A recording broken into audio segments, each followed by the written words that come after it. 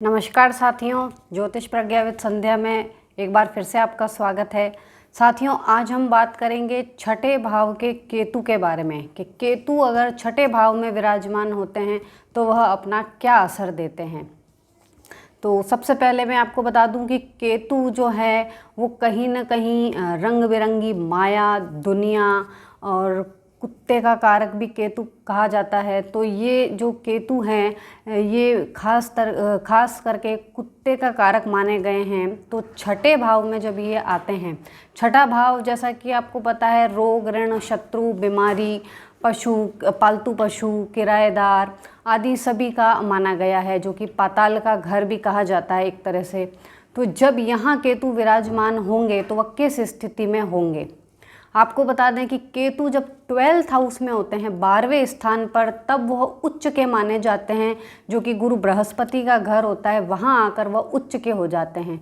तो वहाँ से सीधे सातवीं जो है वो सातवां घर छठा घर पड़ता है, और सातवें घर पर हमेशा कोई भी ग्रह नीच का हो जाता है। तो जब केतु छठे भाव में आते हैं तो कहीं ना कहीं नीच का फल देने लगते हैं, यानी कि केतु नीच के हो जाते हैं। तो जो कि कुत्ते का कारक केतु माने गए हैं, तो कहीं ना कहीं यह एक पागल कुत्ते सा हो जाता है। मतलब कहने का मतलब ये है कि अगर जिसके भी छठे भाव में केतु है, उस इंसान को हमेशा कुत्तों से खौफ बना रहता है, वह कुत्ते से खास करके डरता है। और यहाँ तक कि अगर कोई भी छोटा जानवर है तो उस इंसान को हमेशा उससे डर लगा रहता है। कहीं ना कहीं पागल कुत्ते के काटने का भी डर लगा रहता है। ऐसा उस इंसान की ज़िंदगी में कभी हो सकता है। तो ये यहाँ छठे भाव में आके थोड़ा सा अपना इस तरह का फल अशुभ कर देते हैं।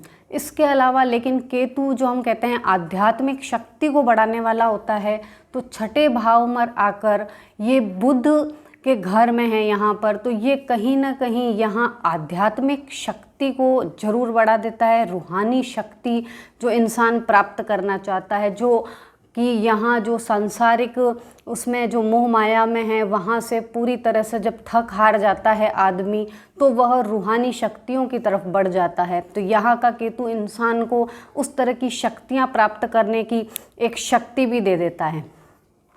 और ये बुध का घर है, जो कि आप सबको पता है। तो बुध जो कि एक व्यापारी होता है, एक अच्छा बिजनेसमैन होता है, तो आर्थिक दृष्टि से कहीं ना कहीं बुध की उसमें सूझबूझ जरूर आती है। तो वह जातक कहीं ना कहीं आर्थिक पक्ष में उन्नति जरूर करता है। लेकिन जब केतु छठे घर में होंगे तो जरूर से राहु 12वें घर में ही स्थित होंगे। तो 12वें घर में बैठे राहु अपनी दृष्टि से केतु को इशारा करते हैं रूहानी शक्तियों की ओर जाने के लिए। और बुध के घर में वो बैठे हैं, तो एक तरफ बुध उनको खींचता है, आर्थिक स्थिति मजबूत बनाता है, कहीं आर्थिक चकाचौंध दिखाता है, और राहु उन्हें रूहानी शक्ति की तरफ ले जाता है। तो दोनों की कश्मकश के बीच में कई बार केतु उलझ जाता है। तो ऐसा जातक अगर आर्थिक तरक्की या उन्नति करता है तो वह राहु उसको थोड़ा सा बेचैन किए रहता है, वह उसे बहुत अधिक मतलब उसको परेशान करता है। एक तरह से उसकी चिंताओं का कहीं ना कहीं अंत नहीं होता। और अगर वह आर्थिक स्तर पर मजबूत नहीं होगा तो वह जरूर रूहानी शक्तियों को प्राप्त करने वाला इंसान जरूर होगा। तो या तो वो आर्थिक उन्नति देगा या वह रूहानी शक्ति प्राप्त करेगा। दोनों में से एक चीज़ ही उस जातक के साथ हो सकती है। तो वह दोनों की कश्मकश में कई बार घिर जाता है और कुछ मानसिक रूप से भी परेशान सा ही रहता है। यहाँ का केतु बहुत अधिक गुणवान भी बनाता है इंसान को, उसके अंदर काफ़ी गुण होते हैं, लेकिन उन गुण के साथ वह केतु थोड़ा सा उसमें अहंकार भर देता है। यानी कि जब जातक किसी से बात करता है तो उसमें एक अहंकार की भावना होती है। वह किसी दूसरे की बात सुनना ज़्यादा पसंद नहीं करता, या यूँ कहें कि चाहे कोई गंभीर मुद्दे पे भी बात करना चाह रहा हो तो भी वह उसको गुस्से से ही बात करेगा और उस पर कुछ भी ध्यान देना नहीं चाहेगा। ऐसा इंसान वो सोचता है जो मैं कर रहा हूँ बस वही सही है, बाकी जो दूसरे हैं वो सब एक तरह से गलत है। तो ये थोड़ा सा यहाँ पर माइनस पॉइंट आ जाता है इस केतु का, जो छठे भाव में आ जाते हैं। इसके साथ ही चंद्रमा जो कि पानी का कारक है, जैसा कि मैंने कहा कि यहाँ केतु कुछ पागल कुत्ते की तरह सा हो जाता है, बट जो पागल कुत्ते होते हैं वह चंद्रमा से यानी कि पानी से थोड़ा डरते हैं, लेकिन यह केतु यहाँ चंद्रमा के फल को और अधिक खराब कर देता है। अगर चंद्रमा के साथ इसका साथ मिल जाए तो एक तरह से चंद्रमा को ग्रहण ही लगाएगा यह केतु, क्योंकि चंद्रमा को हमेशा केतु से ग्रहण लगता है, सूर्य को ग्रहण राहु से लगता है।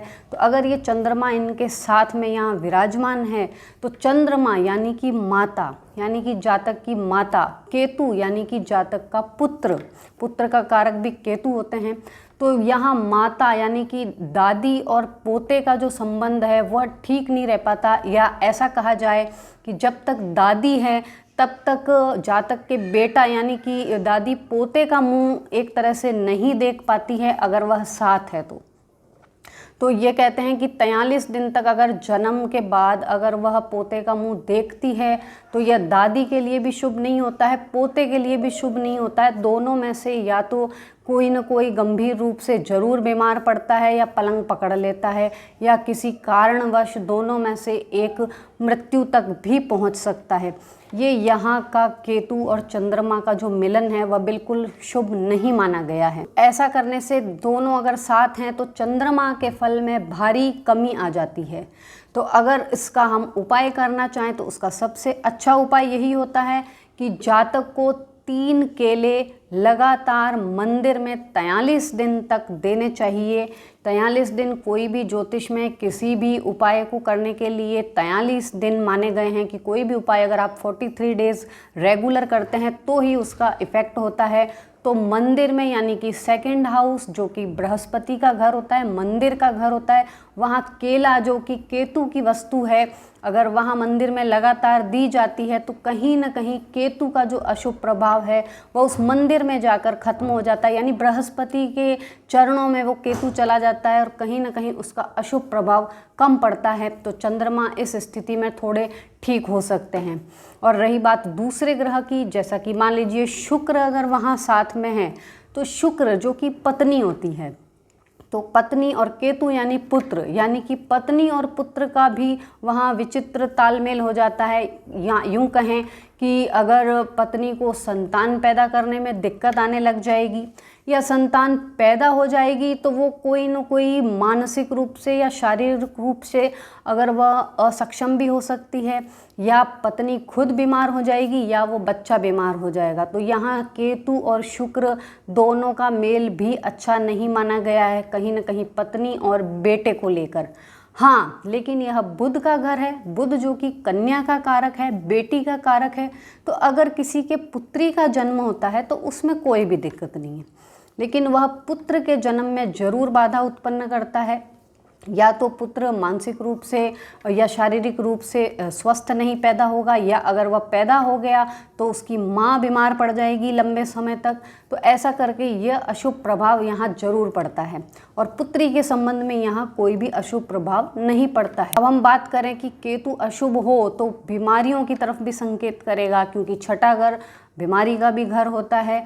तो अगर किसी का केतु अशुभ हो तो ऐसे पता चलेगा कि अगर उसके पाँव का अंगूठा काफ़ी छोटा हो तो आप समझ लीजिए कि यहाँ वह केतु अशुभ असर दिखाने वाला है, यानी कि केतु पेट के नीचे, नाभि के नीचे की तरफ का उसका संबंध होता है, तो वहाँ वह ज़रूर गड़बड़ पैदा करता है, या यूरिन में जिसको कहें इन्फेक्शन भी आ सकता है इस तरह से नाड़ियों में, या फिर वह त्वचा संबंधी बीमारी दे सकता है, फोड़े फुंसी दे सकता है यहाँ का केतु अगर अशुभ रहा तो। और सबसे बड़ी बात कि केतु जिसको कि हम यात्राओं का कारक मानते हैं, तो अगर यहाँ पर केतु रहते हैं तो जातक के पैर में हमेशा चक्कर ही रहता है, यानी कि वह एक जगह से दूसरी जगह पर पूरा टाइम यात्राएं करता रहेगा, उसके पैरों में चक्कर रहेगा और कभी भी एक जगह वह टिक कर नहीं बैठ पाएगा, ना ही कामकाज के सिलसिले में बैठ पाएगा। तो उसे हमेशा एक से दूसरी जगह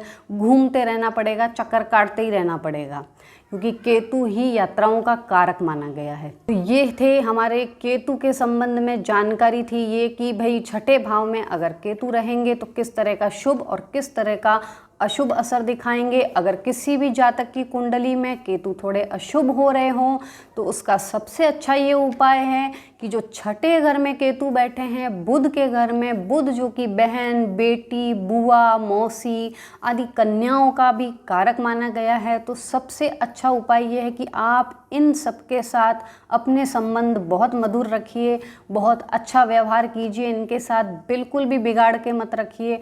अगर आप जितना उस बुध को स्ट्रांग रखते हैं, मजबूत रखते हैं, तो उसके घर में बैठा हुआ केतु हमेशा आपको शुभ प्रभाव देगा और अशुभ से बचाए रखेगा। तो उस केतु के लिए आवश्यक है कि बहन, बुआ, बेटी आदि को पूरा उचित सम्मान दिया जाए तथा उनकी समय समय पे मदद की जाए और उनसे रिश्ता बहुत मधुर बनाया जाए। तो ये यहाँ के अशुभ केतु को थोड़ा सा उसका दुष्प्रभाव कम करने के लिए उपाय है। और एक और उपाय यहाँ होता है कि आप बाएं हाथ की यानी लेफ्ट हैंड की जो एकदम स्मॉल फिंगर है, जिसको कि हम कनिष्का कहते हैं, तो इसमें आप सोने का एक छल्ला डाल सकते हैं। सोना जो कि बृहस्पति की कारक वस्तु है और गोल छल्ला हमेशा बुध में आता है। तो यहाँ बुध जो कि इस घर का मालिक है और सोना जो कि बृहस्पति, जिसको कि केतु कहते हैं कि केतु बृहस्पति का चेला होता है थोड़ा सा, तो बृहस्पति के अकॉर्डिंग वह उसको फल देगा। तो अगर बृहस्पति का वह सोने का छल्ला बुध और बृहस्पति दोनों की कारक वस्तु को अगर वह अपनी उंगली में धारण करता है जातक, तो ये काफ़ी हद तक केतु का दुष्प्रभाव कम करने के लिए बहुत मददगार रहेगा ये उपाय। तो ऐसा कर कर हम केतु के दुष्प्रभावों से थोड़ा बच सकते हैं। तो ये थे छठे भाव के केतु के सारे काम, शुभ और अशुभ, जो कि जातक को अपनी कुंडली में देखने को मिल सकते हैं। तो आगे इसी तरह के वीडियोस के साथ मैं आपसे फिर मुलाकात करूंगी। तब तक के लिए मेरे चैनल को सब्सक्राइब जरूर कीजिए, लाइक और शेयर करना बिल्कुल मत भूलिएगा। तब तक के लिए नमस्कार।